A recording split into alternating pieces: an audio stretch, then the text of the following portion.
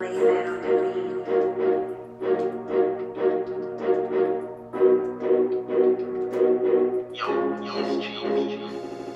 épître de Pierre, chapitre 1er. Simon Pierre, serviteur et apôtre de Jésus-Christ, à ceux qui ont reçu en partage une foi du même prix que la nôtre, par la justice de notre Dieu et du Sauveur Jésus-Christ. Que la grâce et la paix vous soient multipliées par la connaissance de Dieu et de Jésus notre Seigneur. Comme sa divine puissance nous a donné tout ce qui contribue à la vie et à la piété au moyen de la connaissance de celui qui nous a appelés par sa propre gloire et par sa vertu, lesquels nous assurent de sa part les plus grandes et les plus précieuses promesses, afin que par elles vous deveniez participants de la nature divine, en fuyant la corruption qui existe dans le monde par la convoitise.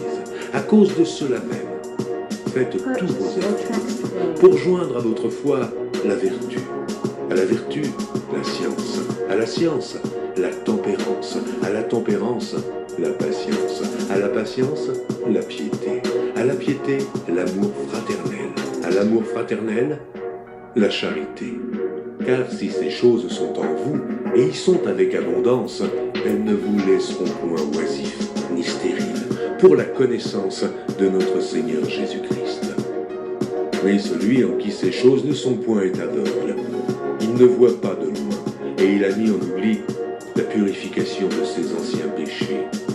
C'est pourquoi, frères, appliquez-vous d'autant plus à affermir votre vocation et votre élection, car en faisant cela, vous ne broncherez jamais. C'est ainsi, en effet, que l'entrée dans le royaume éternel de notre Seigneur et Sauveur Jésus-Christ vous sera pleinement accordée.